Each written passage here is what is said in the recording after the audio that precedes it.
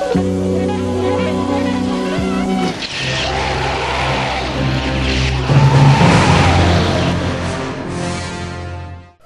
viewers, welcome back to the King Kong review series. So after the amazing gem that is Dino De Laurentiis's 1976 remake of King Kong, we're going to take a look at rip-offs again, with 3 movies that tried to cash in on the success of the film. So, let's take a look at our first film that is actually a very surprising comedy called Queen Kong. So what's the plot?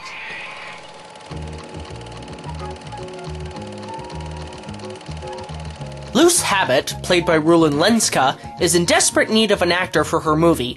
Looking through London, she finds Kong 33 poster-stealing Ray Fay, played by Robin Asquith, steals him away with her female film crew as they journey to La Zanga where they do the conga. La Zanga where they do the conga. La Zanga where they do the conga. La Zanga where they do the conga. La Zanga where they do the conga. La Zanga where they do the conga. Shut up!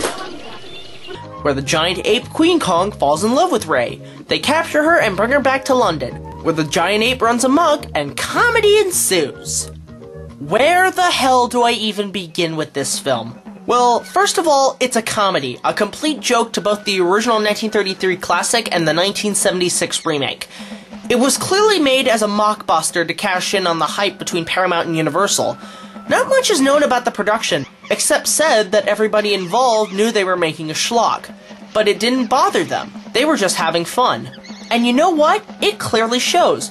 I'm gonna go down on a limb here and say that this movie, though low-quality special effects, is not that bad.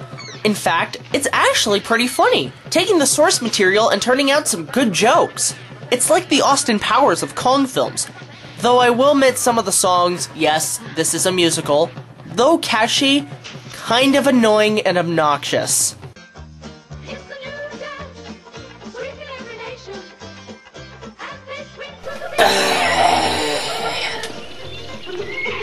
The one thing that the film kinda got down with one of the little problems that Kong 76 had was that they included dinosaurs.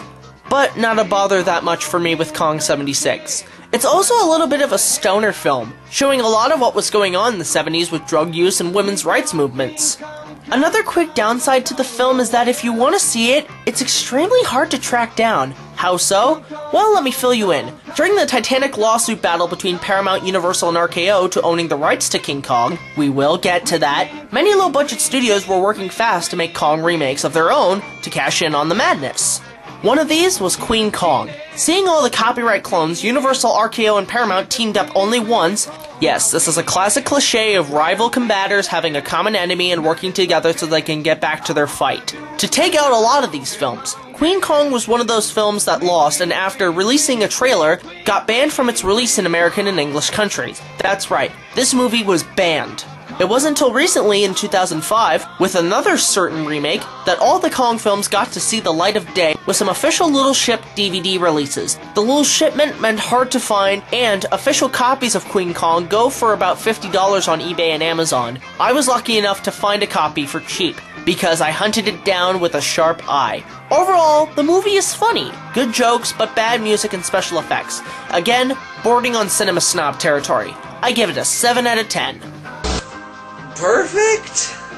Well, there you have it, folks. Queen Kong. Not very good in special effects, but actually a very good comedy. So what's the next ripoff to enter this series of a trilogy? Well, next time, we're going to take a look at a film from Korea called Ape that was made in 3D. So, we'll see you next time. We saw your boobs. We saw your boobs. In the movie that we saw your boobs. Meryl Streep, we saw your boobs in silver.